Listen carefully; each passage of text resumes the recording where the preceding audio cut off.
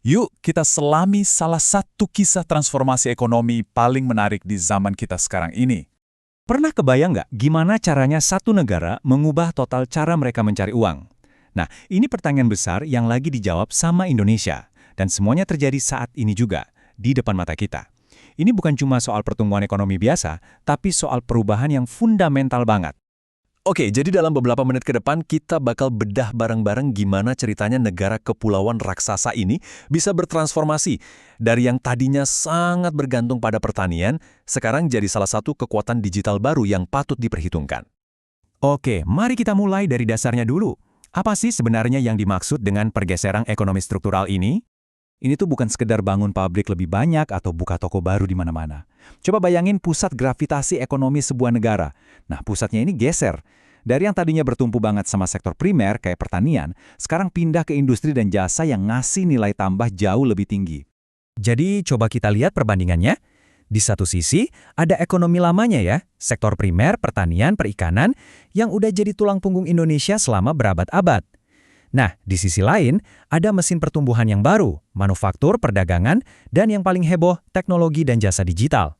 Dan penting nih buat dicatat, apa yang kita bahas ini bukan opini atau kira-kira loh. Ini semua dasarnya dari tinjauan sistematis belasan penelitian ilmiah. Jadi gambarannya benar-benar akurat, berdasarkan data dan bukti yang kuat. Oke, sekarang kita masuk ke bagian yang paling seru. Gimana perubahan ini bisa dapat semacam booster roket dari kekuatan baru yang luar biasa? Yap, revolusi digital. Semuanya dimulai di dekade 2010-an. Ingat kan? Waktu itu lahirlah para raksasa teknologi lokal. Mereka ini bukan cuma bikin aplikasi biasa loh. Mereka itu membangun ekosistem baru yang benar-benar mengubah cara kita semua sebagai konsumen hidup di Indonesia.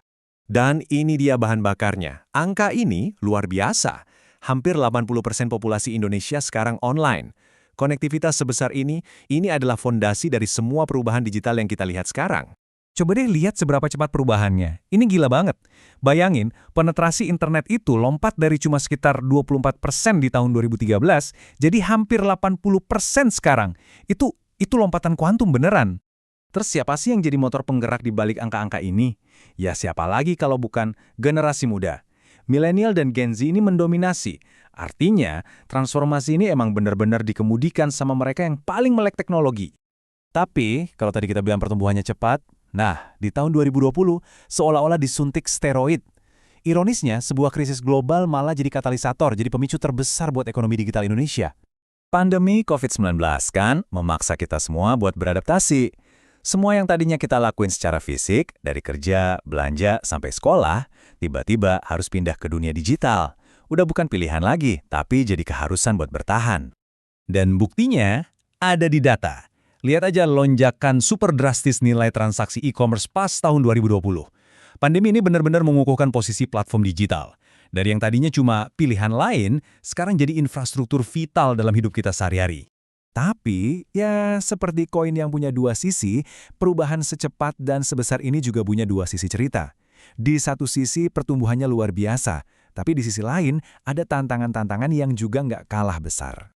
Nah, kutipan dari penelitian ini nge-capture masalah utamanya dengan pas banget. Dampak positifnya itu belum merata. Belum semua orang di semua daerah bisa ngerasain manfaatnya. Salah satu tantangan paling nyata itu ia kesenjangan digital. Coba lihat, walaupun angka akses internetnya sama-sama kelihatan tinggi, tapi masih ada gap lebih dari 10% antara kota dan desa. Ini jurang yang nyata dan harus banget diatasi. Dan masalahnya nggak cuma itu, ada beberapa rintangan besar lainnya. Misalnya, kesenjangan geografis, di mana internet masih terpusat banget di Jawa. Terus, ada skills gap, kurangnya tenaga kerja dengan skill digital yang mumpuni. Ada juga soal ketimpangan pendapatan, dan yang nggak kalah penting, isu keamanan data pribadi kita semua. Oke, setelah kita tahu tantangannya, pertanyaannya sekarang, terus gimana? Nah, disinilah kita perlu ngomongin soal cetak biru atau blueprint untuk masa depan. Gimana caranya membangun ekonomi digital Indonesia yang lebih adil buat semua? Jadi, jalan ke depannya itu setidaknya butuh 3 pilar utama. Pertama, kebijakan yang terintegrasi dan pintar, yang bisa nyambungin pertumbuhan digital ini sama sektor-sektor tradisional.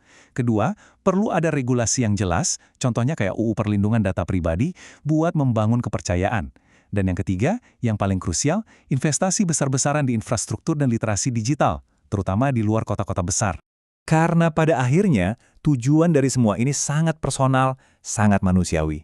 Ini tentang membuka pintu kesempatan, memastikan bahwa anak seorang petani pun punya mimpi dan kesempatan yang sama untuk jadi software developer, atau ahli digital marketing, atau bahkan manajer logistik e-commerce, dari manapun asalnya. Jadi, kita kembali ke pertanyaan besar di akhir. Mesin ekonomi baru Indonesia ini sudah nyala dan larinya kencang banget.